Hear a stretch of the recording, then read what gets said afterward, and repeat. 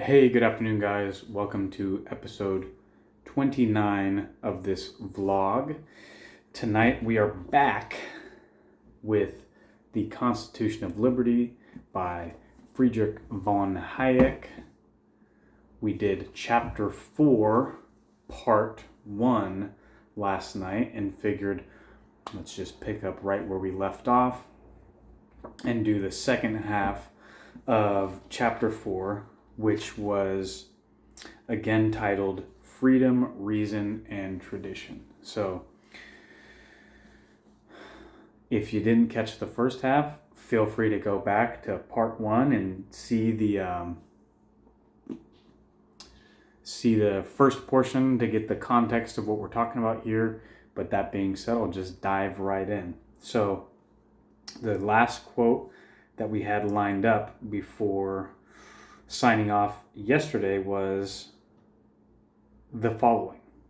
He says, in fact, their argument was never anti-state as such or anarchistic, which is the logical outcome of the rationalistic laissez-faire doctrine. It was an argument that accounted both for the proper functions of the state and for the limits of state action. So this is a quote, and I'm glad I highlighted it, that kind of stopped me in my tracks when I was reading this portion, because again, as I have made it a point to start to look into these subjects and try and educate myself to some degree, what a lot of people will say, especially online as I've engaged with people, is, like there was a joke that I've heard thrown around there a few times, which is, what's the difference between a libertarian and an anarchist? And the punchline is 6 months, right? So the idea that the kind of the logical conclusion of some of this way of thinking is, the logical conclusion is anarchy. And so I've been starting to slip and slide towards that direction. And what I'm questioning is, I'm going, where do the limits lie, right? Where does a proper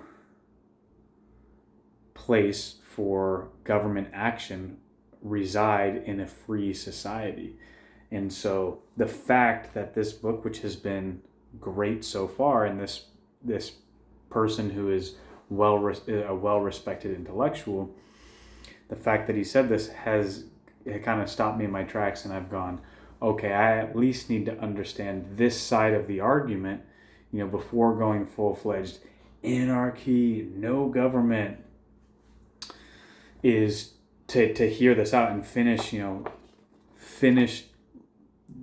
understanding the argument to the fullest extent, to then be able to understand, is there a good place for government action in a free society, or is it hanging on by a thread? So we'll continue on as he's talking about freedom, reason, and tradition here in the second part of chapter 4. So this highlighted portion, this givenness of the value framework implies that although we must always strive to improve our institutions, we can never aim to remake them as a whole, and that, in our efforts to improve them, we must take for granted much that we do not understand. We must always work inside a framework of both values and institutions, which is not of our own making. So again, that's the direction he kind of takes this last portion and sort of the end of the chapter, is this idea that so much of human institutions and interactions and the like are byproducts of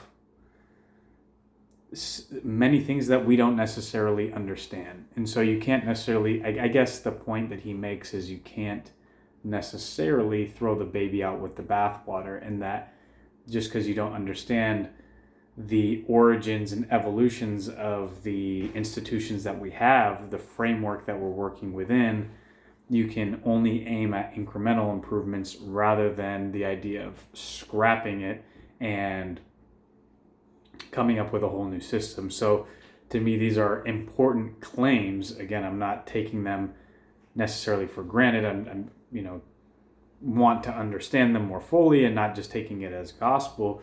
But to me, I'm understanding, the claims that he's laying out is he's making it perfectly clear. The institutions that we have, that we're born into, the societies that we're born into, you can't just overnight flip a switch and just remake it as a whole. He says incremental improvement is the way to go. So the next highlighted portion was that we ought not to believe anything which has been shown to be false does not mean that we ought to believe only what has been demonstrated to be true. And I think this is a super important point, which, again, with this, the last year that we've been through, and the polarized nature that our society has gone under, and you hear people say things, like trust the science and this and that, and the point that I think he's making. So let's read that again.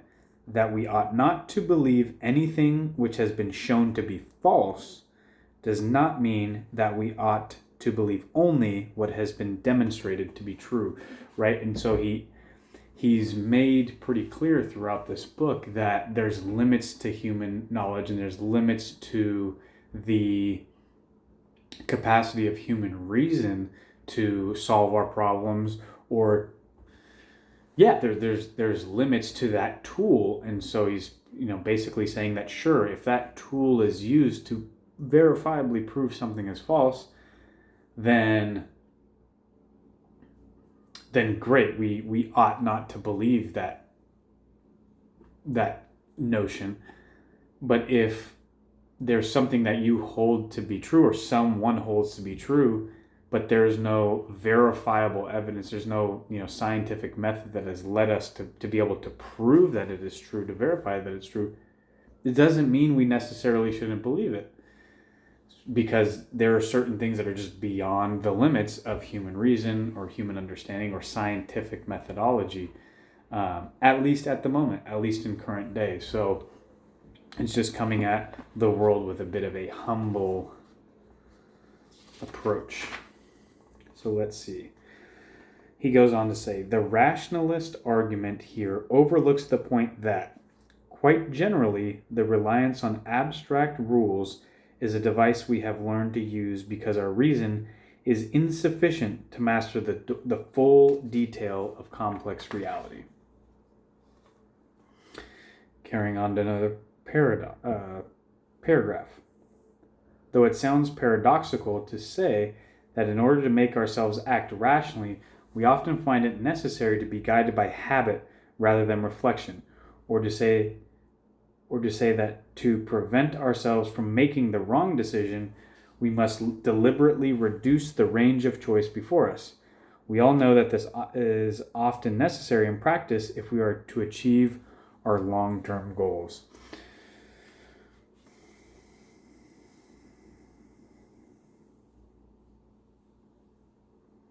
So to give context, maybe I'll just read the beginning portion of this paragraph, of that same highlighted portion. Just what the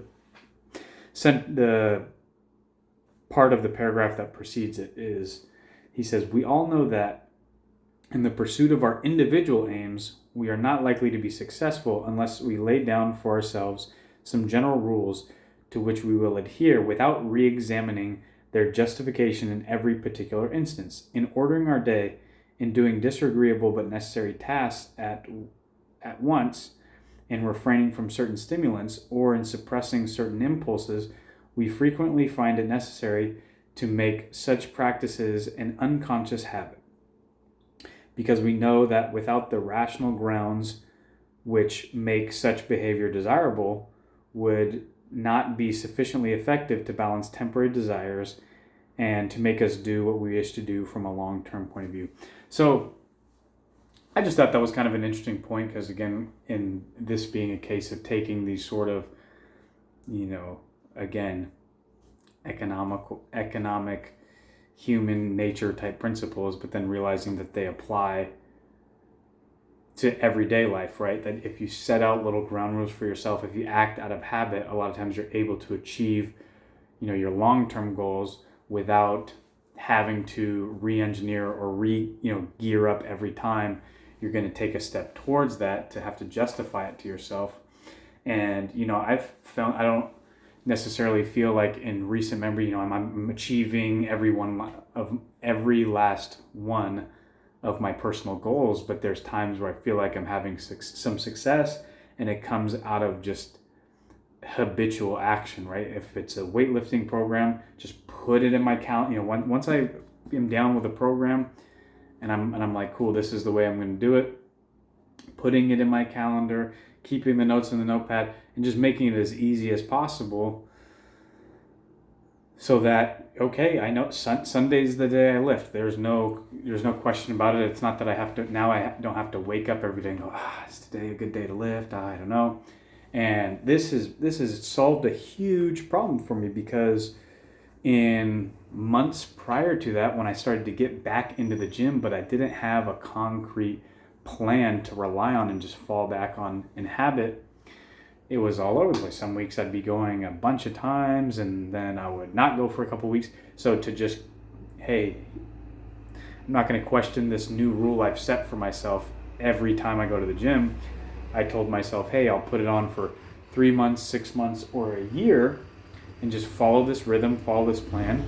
And then by the end of it, I can do it, sit down, kind of reevaluate, and course correct. And I think that applies, I'm thinking about investing. I know that applies to certain investment strategies. Hey, I'm going to do my due diligence, make a plan, sit down. Okay, I'm going to purchase my investments, the different funds that I want to participate in, and then I'm going to leave it alone. I'm not going to check it every day, and the stock price is up here, down here. Maybe once a quarter, balance your portfolio, right? So you're not caught up in the day to day.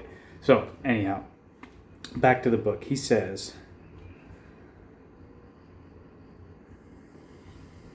the most important among the few principles of this kind that we have developed is individual freedom, which is most appropriate to regard as a moral principle of political action. Like all moral principles, it demands that it be accepted as a value in itself, as a principle that must be respected without our asking whether the consequences in the particular instance will be beneficial. We shall not achieve the result we want if we do not accept it as a creed or presumption so strong that no considerations of expediency can be allowed to limit it.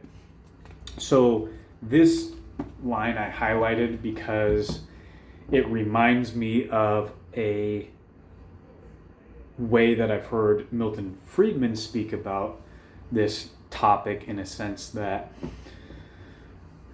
if you take every instance case by case, you could come up with all different types of scenarios where you would think that, and honestly, I may need to look back at this to retain the example that he used. But again, this idea that when you take things case by case, you can kind of go, okay, well, maybe we should limit freedom in this case or limit freedom in that case. But if you bundle them all together and you look at it as a whole and go, okay, on the whole, based on the principle, we shouldn't be limiting people's freedoms. So then it must apply to all the cases across the board. So I just butchered that because I don't remember exactly what it was he said, but I'll look it up at some point and then bring that back to the vlog. So let's see, just a couple more highlighted portions here. So we'll wrap it up and keep this one under 20 minutes tonight. So yes, just another quick one. A couple paragraphs later, he says, freedom is almost certain to be destroyed by piecemeal encroachments, right? And so that's what we've seen over my lifetime, or if you look back over the last handful of generations, you see it's in incremental steps, as in piecemeal approach of just on the fringes. Oh, well, it's all great for people to have freedoms here and there, but not here, and it just limits and limits until or where we are today, where we've painted ourselves into a corner to the point where if there's a flu going around, the governor down in Olympia can shut off everyone's businesses, but still collect his salary, which is a post that I want to make. So don't let me forget self. Let's make a post about that. So the last paragraph in the chapter that I've highlighted is, he says, in all our endeavor at improvement, we must always work inside this given whole.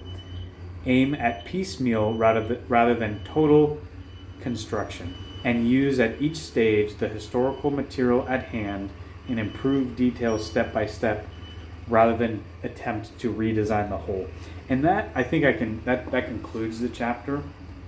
That I think I can get behind this idea of this piecemeal approach, because to me, in the way I've thought about it recently, let me shut this.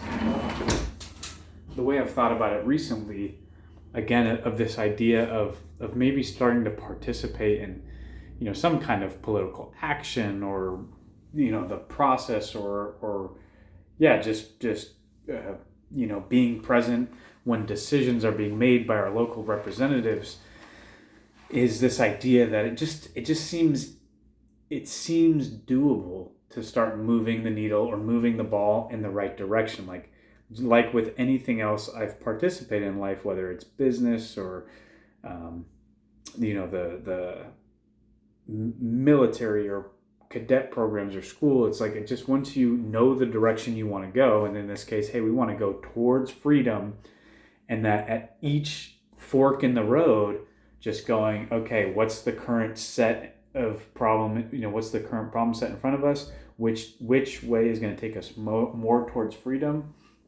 Okay, let's go that way. And it seems like once you just start to bring attention to it and weigh in on it and